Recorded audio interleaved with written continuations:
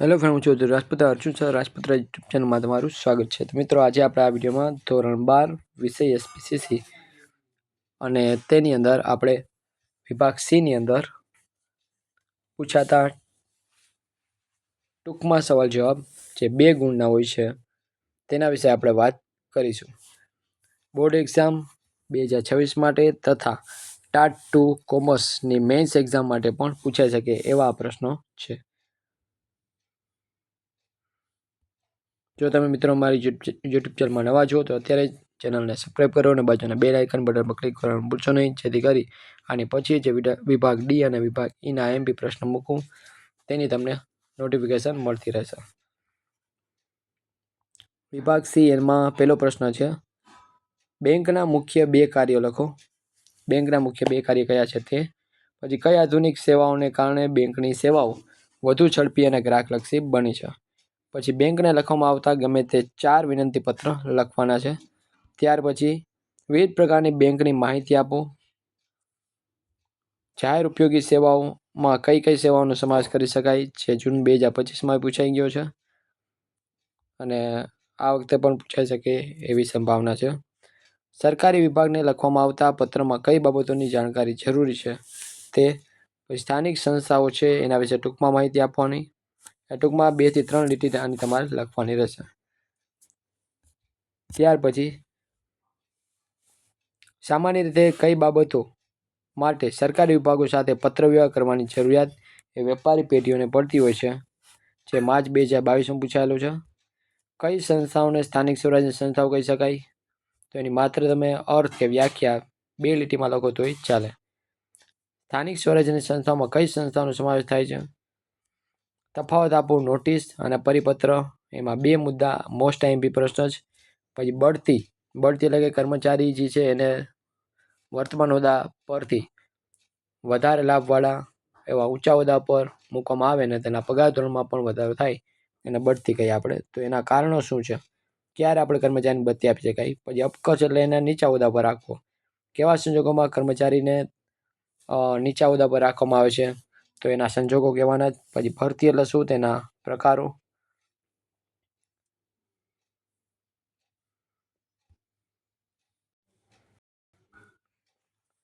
પછી પરિપત્રના કાર્યો જણાવો, જે માર્ચ 2022માં જૂન 2024માં પૂછાયેલો મોસ્ટ આઈએમપી છે. પછી પરિપત્રના કાર્યો એ પણ મોસ્ટ આઈએમપી. શેર જપ્તીની અસરો આ ખાસ કરી જાજો. જુલાઈ 2018, માર્ચ 2020, જુલાઈ 2020 અને ઓગસ્ટ 2020માં પૂછાયેલું છે, એટલે ખાસ આ કરી લેવાનું છે. મોસ્ટ આઈએમપી આ વખતે પણ હું કહું છું 100% પૂછાશે. શેર જપ્તીની અસર, શેર સોંપણીના સંજોગો, આ બંને પ્રશ્નો. ત્યાર પછી વચગાળાનું ડિવિડન્ડ એટલે શું, એ પણ મોસ્ટ આઈએમપી છે. આ ઘણી વાર આવી ગયો છે. શેર ડિવિડન્ડ એટલે શું, શેર ઉપર મળતી રકમ તે શેર ડિવિડન્ડ. પછી વિજ્ઞાપનપત્ર, જાહેર જનતાને શેર કે ડિબેન્ચર ખરીદવાનું આમંત્રણ આપતો દસ્તાવેજ. પછી અનિયમિત શેર વેચણી એટલે શું, એટલે કંપની ધારાની જોગવાઈ અને ભંગ કરીને જે શેર વેચણી થાય છે ગેરકાયદેસર, એવી રીતે અનિયમિત શેર વેચણી એટલે શું એ. પછી શેર ફેરબદલી કોને કહેવાય. પછી એનએસડીએલ એનું પૂરું નામ, અને સીડીએસએલ આ બંનેના ફૂલ ફોર્મ છે, ખાસ કરી જવાના. National security service depository limited, central depository service limited બંને. શેર ફેરબદલીના પ્રકારો કેટલા છે ને કયા કયા એ જણાવવાના. પછી મૂર્ત સ્વરૂપના શેરના ભયસ્થાનો કયા કયા છે એ. ડિબેન્ચર વિશે ટૂંકમાં માહિતી આપો, એટલે કે કંપનીનું દેવું દર્શાવતો દસ્તાવેજ. બિન રૂપાંતરક્ષમ એટલે કે નોન કન્વર્ટેબલ ડિબેન્ચર વિશે કહેવાનું. જે ડિબેન્ચર તમે શેરમાં રૂપાંતર ન કરી શકાય એને કહેવાય બિન રૂપાંતરક્ષમ ડિબેન્ચર. પછી એફસીડીનું પૂરું નામ, ફુલી કન્વર્ટેબલ ડિબેન્ચર. પીસીડી એટલે પાર્ટલી કન્વર્ટેબલ ડિબેન્ચર. એનસીડી એટલે નોન કન્વર્ટેબલ ડિબેન્ચર. અને આરબીઆઈ એટલે રિઝર્વ બેંક ઓફ ઇન્ડિયા. ત્યાર પછી સભ્યપદ, ચોથો પાઠ છે. સભ્યપદનો અર્થ આપો અને એની વ્યાખ્યા લખો. કંપનીના આવેદનપત્રમાં જેને સહી કરીને લેખિત સંમતિ આપી હોય એ અથવા તો જે કંપનીના શેર ખરીદે છે તે સભ્યપદ પ્રાપ્ત કરે છે. કંપની કોનું સભ્યપદ મેળવી શકે? કંપનીનું સભ્યપદ કોણ મેળવી શકે અને કોણ ન મેળવી શકે એ કહેવાનું છે.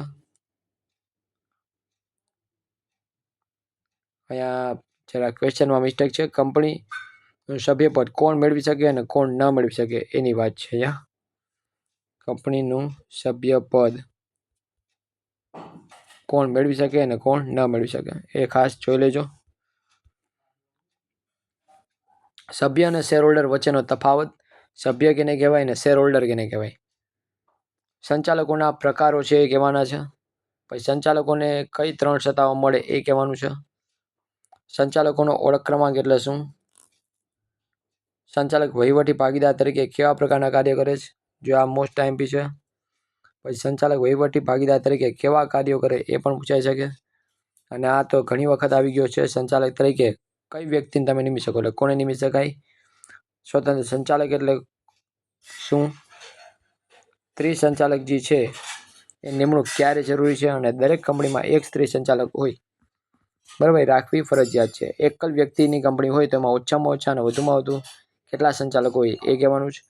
પછી આ ખાસ કરજો. સભા નોટિસનો અર્થ, સભા નોટિસના હેતુઓ, સભા નોંધમાં કઈ કઈ વિગતોનો સમાવેશ થાય છે તે, કાર્યસૂચિ એટલે કે એજન્ડા એટલે શું, સામાન્ય ઠરાવ, ખાસ ઠરાવ એટલે શું, સ્વૈચ્છિક વિસર્જન એટલે શું, અને પ્રોક્સી અંગે સેક્રેટરીની ફરજો. આ બધા જ પ્રશ્નોમાંથી 100% હશે.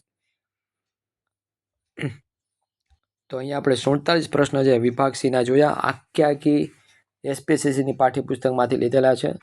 વિભાગ સીના આની બહારનો એક પણ પ્રશ્ન આવી શકે એવી સંભાવના નથી.